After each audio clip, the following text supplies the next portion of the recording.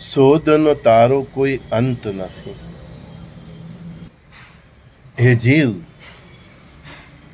શોધનો તારો કોઈ અંત નથી.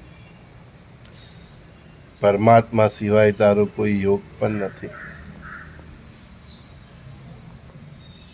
ખુદને શોધી લે છે જેનું સદભાગ્ય હોય છે. બાકી અહીં વ્યર્થની પાછળ, અર્થની પાછળ સૌની દોડનો કોઈ અંત નથી.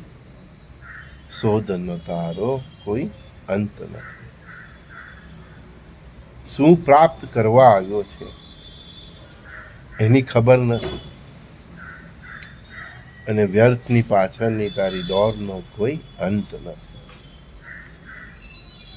કહે સંજય બહુ સરળ વાતો, જો સમજાય જાય તો એના જીવનનો કોઈ અંત નથી.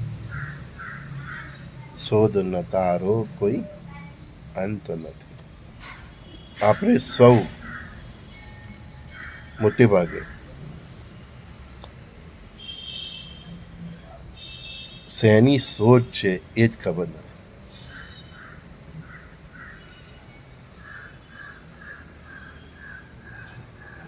આપણો જન્મ શેના માટે થયો છે એની પણ ખબર નથી. શું આપણે એમ સમજીએ છીએ કે આપણે અહીંયા જન્મ લીધો, શિક્ષણ પ્રાપ્ત કર્યું, લગ્ન કર્યા, મોજ મસ્તી કરવા આવ્યા, સુખ અને દુઃખ ભોગવવા આવ્યા, એના માટે આપણે જન્મ લીધો ને આવી ફાલતુ વિષયોમાં પરમાત્માને શું ઇન્ટરેસ્ટ હોય એ પણ એક વિચારવા જેવું છે. આપણે બધા અહીં ખાઈ પીને મોજ કરીએ એના માટે આ દુનિયા બનાવી એને એક વિચારવા જેવું છે કે આપણે બધા અહીંયા આવીને જલસા કરીએ, કોઈને હેરાન કરીએ, કોઈના જીવનમાં હવનનું લાકડું બનીએ, એના માટે આ દુનિયા બનાવી.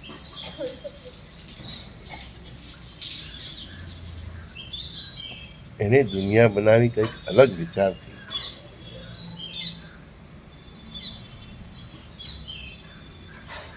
કે તમે રોજ નવા કપડાં પહેરો, ગાડી લો, 4 લો, બંગલો લો, ફરો હરો, દુનિયાભરની અહીંયા ઉપાધિ કરો, મરમૂત્ર કાઢીને પૂછવીને રોજ ગંદી કરો. એને આના માટે દુનિયા બનાવી. વિચારો. ચિંતન જ શ્રેષ્ઠ માર્ગ છે ધ્યેય સુધી પહોંચવાનો. વિચારે તે જ મનુષ્ય આહાર વિહાર અને આચાર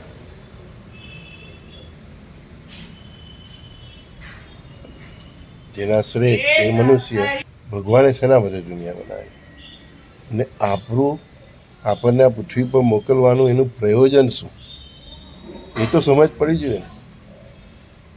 અમુક કાળચક્ર પછી વિસર્જન એ કરતો જ રહે છે.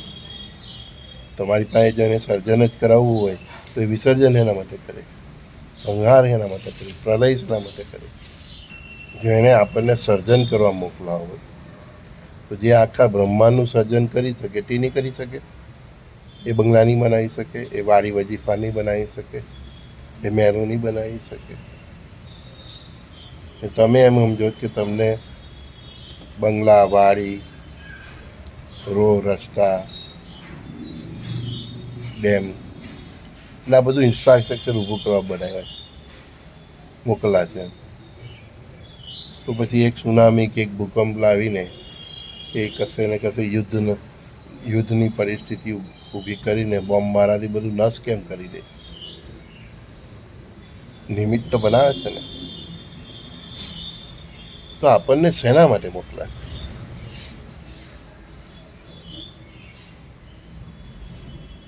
આપણને આપણી ઓળખાણ માટે મોકલા છે.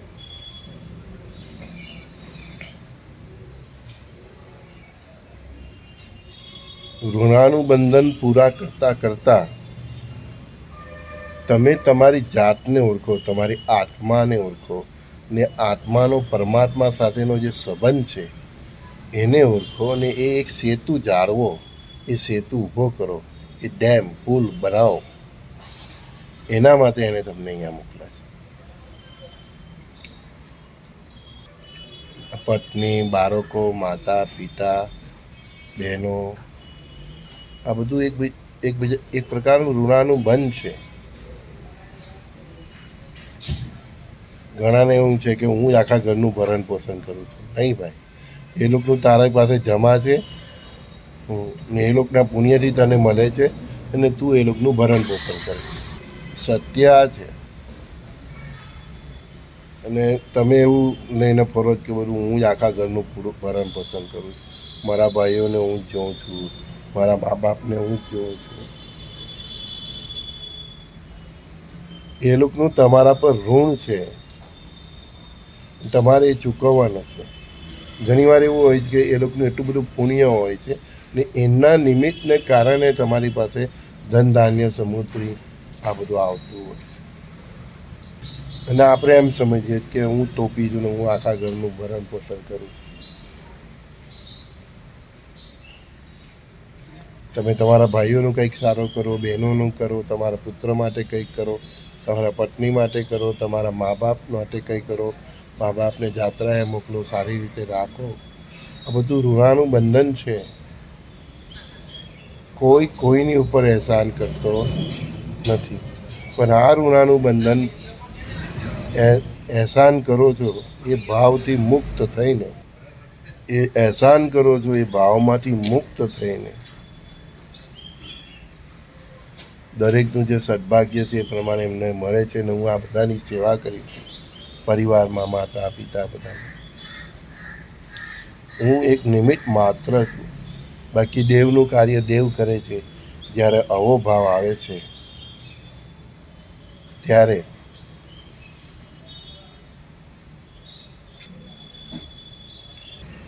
ત્યારે તમારા સત્કર્મો, સદભાવ, તમારો વ્યવહાર, તમારો આચરણ અને ચરિત્ર જોઈને પરમાત્મા એનો સ્વભાવ તમારી આગળ ખુલ્લો કરે છે, અને તમારી આત્માને એ પરમાત્માની પહેચાન થાય છે.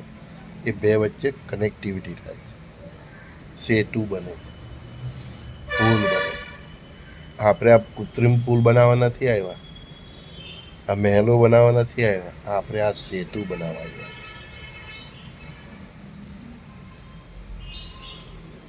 સંસારમાં રહીને સંસારિક જીવન જીવીને પોતાની ફરજ બજાવતા નિષ્કામ ભાવે હું કરું છું એ ભાવથી પર થઈને ફરજ બજાવતા પ્રભુનું નામ સ્મરણ કરતા સૌનું કલ્યાણ ઈચ્છતા રાષ્ટ્રનું, વિશ્વનું કલ્યાણ ઈચ્છતા પરસ્પર દેવો ભાવથી દરેકની અંદર એ જ પરમાત્મા રહેલો છે જે મારા હૃદયમાં રહેલો છે. એ ભાવથી, એવા દ્રષ્ટિકોણથી જ્યારે આપણે જીવીએ છીએ ત્યારે પરમાત્મા એનું સ્વભાવ, એની પ્રકૃતિ આપણી આગળ ખુલ્લું કરે છે, અને ત્યારે આત્માને એ પરમાત્માની ઓળખાણ થાય છે, જીવ શિવમાં ભરે છે. અને એના માટે આપણને આ પૃથ્વી પર મોકલા છે, નહીં કે મર્સિડીઝમાં ફરવા માટે. સમજા? અને આપણી આ જે સફર છે એની અંદર આપણને આ જે કંઈ પણ મળે છે, મર્સિડીઝ મળે, બંગલો મળે, ઝૂંપડું મળે, જે કંઈ પણ મળે છે એ એના તરફથી આપણને આપવામાં આવેલી સગવડો છે. અને જેનું જેવું ગત જન્મનું કર્મ, એનું એવું જેવું પુણ્ય સંચય, પાપ સંચય, એ પ્રમાણે એને મહેલ પણ મળે, ઝૂંપડું પણ મળે. શું? ટ્રેનની વીઆઈપીની ટિકિટ પણ મળે અને સામાન્ય ક્લાસની પણ મળે.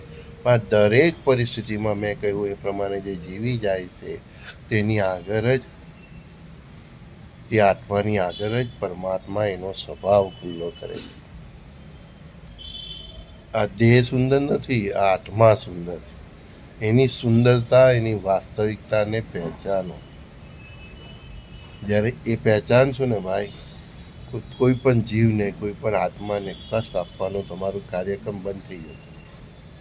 રોજ જે આનો શૃંગાર કરો છો ને તે વ્યર્થ છે. આ તો સાધન છે. ફોર વ્હીલ લઈએ ને ભાઈ, ફોર વ્હીલ પણ સાધન છે. તો 8-10 વર્ષે એ પણ પરવારી જાય. તેવું આ દેહ છે, દેહ સાધન છે.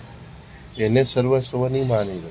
એની અંદર જે રહેલો છે તે તમે છો, અને તેનો તેમની સાથે કોન્ટેક્ટ કરાવવા માટે આપણે આવ્યા છીએ. ને એ દરમિયાન ભગવાન તમને જે કંઈ પણ સુખ શાંતિ આપે, ધન ધાન્ય સમૃદ્ધિ જે કંઈ પણ આપે, ઊંચી વટ્ટી આપે, તેમાં પ્રસન્ન રહી, ઠીક છે, એને પ્રાપ્ત કરવા માટે આવ્યા. ફરિયાદ કરવા નથી આવ્યા, ફરી ફરી પરમાત્માને યાદ કરવા આવ્યા છે. સંજય બોડીવાલા દિવ્ય દ્રષ્ટિના સભે સખાઓને પ્રાતઃકાળના પ્રણામ. શ્રી ગુરુદેવ દત્ત. તમે પણ તમારા હૃદયનો જે ભાવ છે એ મારી સાથે શેર કરી શકો છો. મારો નંબર છે 7405323000. ફરીથી બોલું છું, 7405323000. કાર્યો તો મળીએ ત્યારે. શ્રી ગુરુદેવ દત્ત.